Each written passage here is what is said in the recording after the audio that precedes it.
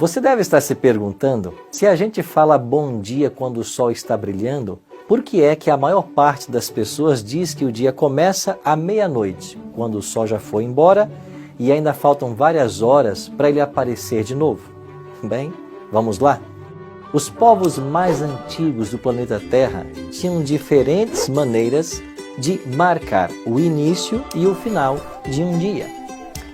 Os hebreus, por exemplo, contam há muitos séculos o início e o final de um dia na hora em que o sol se põe no horizonte.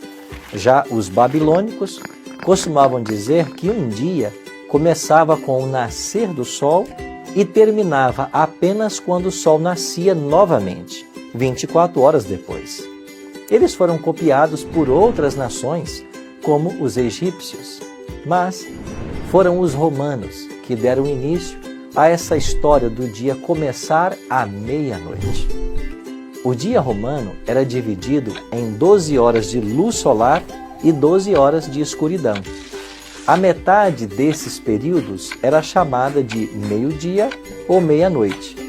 E para os astrônomos romanos, fazia mais sentido o dia terminar depois do trabalho, após irem dormir, portanto, à meia-noite. E aí, consequentemente, depois da meia-noite viria o nascer do sol, junto com o trabalho e as atividades de um novo dia.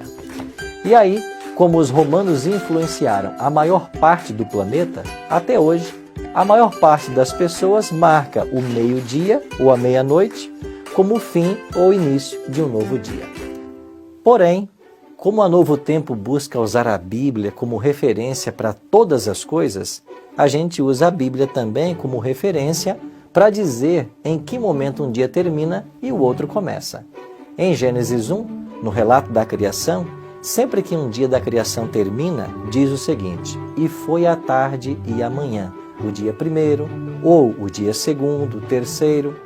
Quando a Bíblia diz que o dia começa no início da tarde, entendemos como uma tradução para o início do período de escuridão, que começa na hora do pôr do sol. E ele termina no final da manhã, que é a tradução para o final do período com a luz do sol, terminando o ciclo no momento em que o sol se põe.